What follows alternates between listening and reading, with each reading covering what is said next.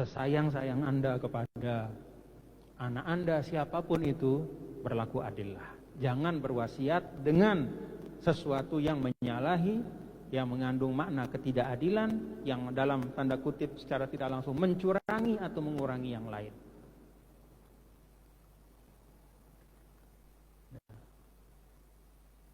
Janafan atau isma, ya, janaf ya khotok, ya kesalahan, ketidakseimbangan, isman yang mengandung dosa seperti contoh yang tadi. Pokoknya kalau ada yang salah, luruskan. Siapa yang meluruskan? Ya semua yang diwarisi itu. Yang ahli warisnya ngomong nanti, oh ini ternyata wasiat ini nggak sesuai, harus diluruskan. Nggak boleh diam. Kalau ada ustadz di situ, nggak boleh diam.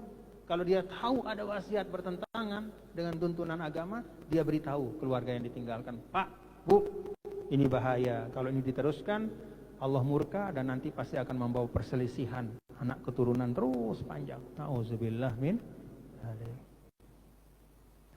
Karena itu bapak-bapak dan saudara-saudara, ya, karena itu maka agama juga memberikan ruang. Kalau wasiat itu ada ketentuan-ketentuannya yang tidak boleh menzolimi satu sama lain, tidak boleh menzolimi ahli waris, tidak boleh menyebabkan pertengkaran dan permusuhan setelah yang punya uang meninggal, maka ada cara, ya, yang dibolehkan oleh agama untuk mengantisipasi dan supaya semua ridho. Apa itu? Ini yang juga banyak dilakukan, yaitu orang tua itu menghibahkan kepada anaknya.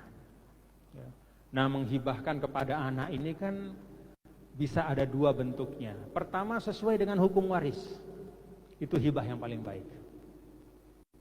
Ya, kalau keadaan normal-normal saja. Tapi bisa juga hibah itu oleh orang tua disesuaikan dengan kondisi masing-masing anaknya. Misalnya anaknya laki-laki tapi ternyata sukses, berhasil, luar biasa. Lalu dia punya anak perempuan tapi mustada'afah, lemah. Misalnya kata-kata, misalnya maridoh bimarodin muzmin, dia sakit dan perlu banyak uang untuk berobat. Boleh. Dia hibahkan kepada yang laki, nilainya A. Dia hibahkan kepada yang perempuan, nilainya sama A. Boleh. Atau bahkan dia lebihkan yang perempuan juga boleh. Selama dia masih hidup. Karena wasiat ini, yang namanya wasiat itu kan keputusan yang mauqufun nafazuhu ba'dal maut. Ya. Berlaku ketika yang berwasiat sudah meninggal. Ya. Kemudian kalau warisan itu berlakunya untuk tarikah. Tarikah itu artinya memang yang sudah ditinggalkan. Tapi ketika orang itu masih hidup dan sehat, dia bisa melakukan hibah sesuai dengan apa yang dia lihat paling pas. Kalau misalnya ada anak laki, anak perempuan, lalu kemudian ternyata anak perempuannya itu dia lihat, misalnya dia ternyata Masya Allah rajin mengaji, lalu kemudian dia bisa membimbing orang, lalu kemudian orang tuanya, saya mau hibahkan tanah saya di sini untuk anak perempuan saya ini bangun sekolah. Boleh. Tidak harus dia hibahkan yang sama untuk anak lakinya, terserah. Karena selama seorang hidup, hurrun fi tasarrufi malihi. Dia bebas untuk mentasarrufkan uangnya. Mau dia pakai makan, fadhol. Yang penting jangan berlebihan. Mau dia pakai beli sesuatu boleh saja, yang penting jangan mubazir. Mau dia kasih orang juga boleh. Yang penting ya tentu ada pertimbangan yang pas, ya. Mau kasih orang jahat boleh juga, tapi kan nanti pertanggungjawaban di depan Allah. Tapi dia sah, dia berlaku dan tidak ada yang bisa membatalkan. Kalau seseorang itu memberikan apa yang dia punya, menggunakan sesuai dengan apa yang dia mau. Bahkan pun kalau dia membeli yang haram, ya, tetap bisa, tapi dia berdosa. Beli miras sekarung misalnya, boleh, silahkan aja kalau mau. tapi tanggung dosanya.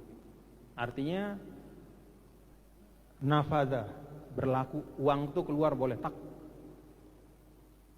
Secara fikih dia tidak batal, tapi dia itu adalah bai' muharram, haram, dosa dia.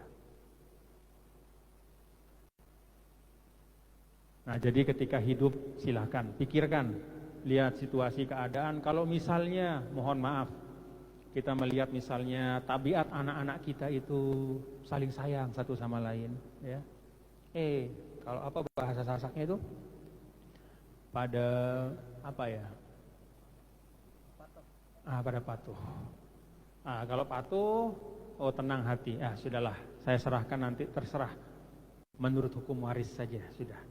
Kalau saya mau berwasiat, ya saya wasiatkan, saya ambil 1/10 dari harta saya untuk misalnya saya bangun masjid di mana.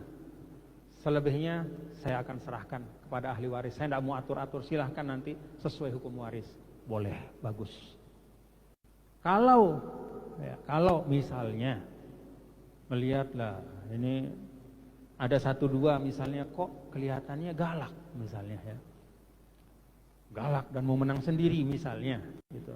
Tidak ada salahnya kalau kemudian lebih baik saya hibahkan saja, saya bagi saja sekarang mulai saya hidup ini, panggil semuanya. Dulu saya ingat Nini Al-Maghfurlah Maulana Syekh dulu itu punya anak 2, Rauhun Raihanun. Itu kalau memberikan selalu adil dan selalu memanggil ada 2 saksi. Nih ya, nih persaksikan ya, nih saya kasih anak saya Rauhun, nih saya kasih anak saya Raihanun. Adil saya ya? Nggih, adil. Nah, sudah. Jadi kalau misalnya ada hal-hal yang dianggap, ya katakanlah untuk kepentingan jangka panjang supaya tidak terjadi permusuhan, supaya tidak panjang-panjanglah pembicaraan nanti ketika meninggal, boleh, silahkan. Ketika masih hidup dibagi. Saya punya sawah 1 hektar, nih kalian berempat saya bagi ya.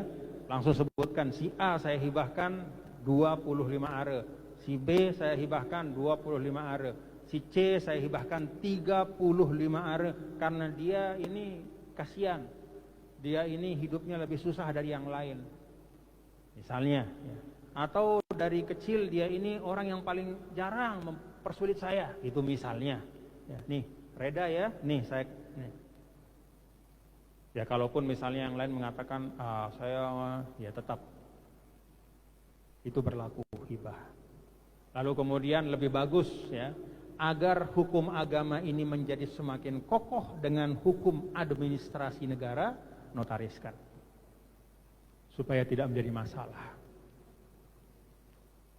Kayak begitu Islam mengatur. Iya. Coba kita ingat-ingat yang pernah kita bahas sekilas, ayat yang paling panjang dalam Al-Quran bukan ayat tentang sholat, puasa, zakat, tapi ayat tentang uang, khususnya pinjam meminjam, hutang. 1 halaman penuh itu dalam suratul Baqarah di akhir kan ya. Nih ayat 282, 1 halaman penuh ini ayat tentang transaksi hutang piutang. Kenapa? Karena banyak orang saling bunuh karena hutang. Betul? Bahkan bukan hanya orang per orang, 1 negara pun bisa hancur karena hutang. Ada kejadian. Makanya kita diajarkan oleh Rasul itu untuk berdoa, baik untuk sendiri-sendiri maupun untuk keluarga kita dan juga untuk bangsa kita. A'udzubika min ghalabatin. Ya Allah, aku berlindung kepadamu dari cengkeraman hutang. Karena hutang itu pasti membawa akibat. Apa akibatnya? Yang disebutkan dalam doa itu setelahnya, wa qahrir rijal, dan penindasan manusia. Kalau sudah dicengkeram hutang, itu pasti akan ditindas oleh pihak yang menghutangi. Kalau nggak bisa bayar, ya. Jadi nggak usah berhutang. Cuman kalau memang bisa bayar hutang, nggak boleh juga nggak bayar, ya. Itu juga dosa besar. Kalau dalam hadis, matlul ghani zulmun, menunda-nunda bayar hutang padahal bisa, itu kezoliman yang nyata. kata Rasul.